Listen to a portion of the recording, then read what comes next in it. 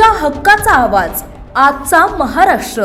अंकिता पाटील या इंदापूर तालुक्यातील बावडा जिल्हा परिषद गटामधून निवडणूक जिंकली। शरद पवारांच्या राष्ट्रवादीचे नेते हर्षवर्धन पाटील यांच्या अंकिता पाटील या कन्या आहेत। अंकिता पाटील यांनी घड्याळ चिन्हावर जिल्हा परिषदेची निवडणूक लढली होती। अजित पवारांनी एबी फॉर्मवर सही केलेली आम्ही शेवटचे 24 उमेदवार होतो असं अंकिता पाटील म्हणाल्या। हा दिवस अजित पवारांना समर्पित आहे असंही अंकिता पाटील यांनी सांगितलंय। जिल्हा परिषद उमेदवार म्हणून तुम्ही सर्वाधिक मताधिक्याने विजय झालात, कसं बघताय विजय? सर्वप्रथम मी इंदापूर तालुक्यातील मायबाप जनतेचे मनापासून आभार मानते। बावडा लुमेवाडी गटातील सर्व आमच्या उमेदवार आमच्या सर्व मतदान ज्यांनी आपल्या मायबाप जनतेने केले सर्वांचे मी मनापासून आभार मानते, कारण त्यांनी एवढं प्रेम एवढं पद्धतीने आपुलकीने मला मतदान केलेलं आहे आणि निश्चित पद्धतीने हा विजय हा जनतेचा विजय आहे। दुसऱ्या वेळेस आपण जिल्हा परिषदेवर गेलाय, काय सांगता?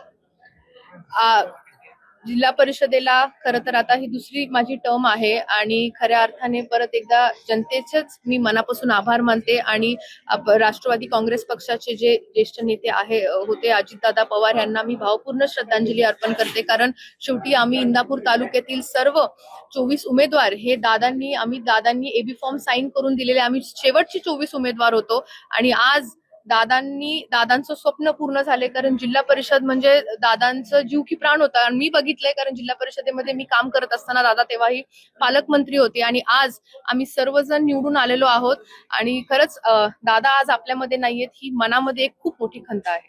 15,500 म्हणजे विक्रम मताने तुम्ही निवडून आलाय, खूप मोठं ओझं आता जनतेने तुमच्याकडे, काय सांगा? मी जसं म्हटलं की मी इंदापूर तालुक्यातील आणि बावडा लुमेवाडी गटामधील सर्व जनतेचे मनापासून आभार मानते, कारण खूप आपुलकीने प्रेमाने जनतेने मला एवढ्या मताधिक्य देऊन निवडून दिलंय। मागच्याही निवडणुकीला खूप चांगल्या पद्धतीने मताधिक्य देऊन निवडून दिलं होतं।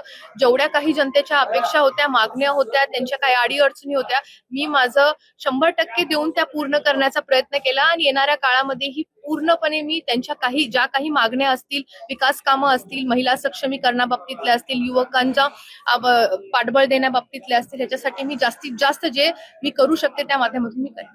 निवडणुकीच्या वेळी तुम्हाला तुमच्यावरती घराणेशाहीचा आरोप झाला, त्याकडे कसं पाहता? मी त्या गोष्टीचा फार काही विचार करत नव्हते, कारण शेवटी ही जी उमेदवारी आहे ही उमेदवारी आदरणीय अजितदादा पवारांनी आम्हाला दिली, त्याच्यामध्ये हर्षवर्धन पाटील साहेबांनी दत्ता मामा भरणींनी एकत्रित बसून ह्या सगळ्या आम्हाला संधी दिली आणि निश्चित पद्धतीने येणाऱ्या काळामध्ये आम्ही ह्या संधीचं सोनं करू। भविष्यात वाटलं होतं का तुम्ही घड्याळाच्या चिन्ह? शेवटी हो का काय वाटतं काही नाही, त्याच्यापेक्षा जनतेसाठीच्या प्रश्नांसाठी आपण आज उभे आहोत आणि जनतेची सेवा करण्याची ही संधी मिळतेय, ही मला असं वाटते की माझ्या दृष्टीने ही खूप मोठी भाग्याची गोष्ट आहे आणि निश्चित पद्धतीने सर्व जनतेचे प्रश्न आहेत त्याच्यासाठी आम्ही 24 उमेदवार हे जनतेसाठी उपलब्ध राहू। नक्कीच 1995 पासून राजकीय संघर्ष पाहायला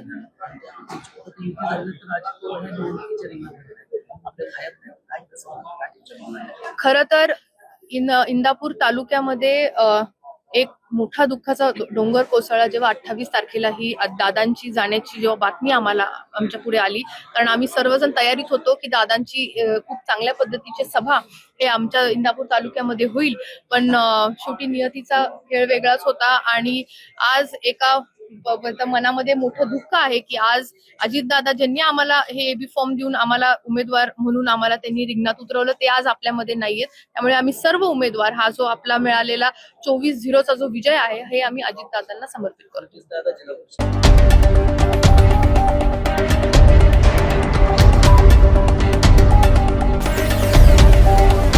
तुमच्या हक्काचा आवाज आजचा महाराष्ट्र।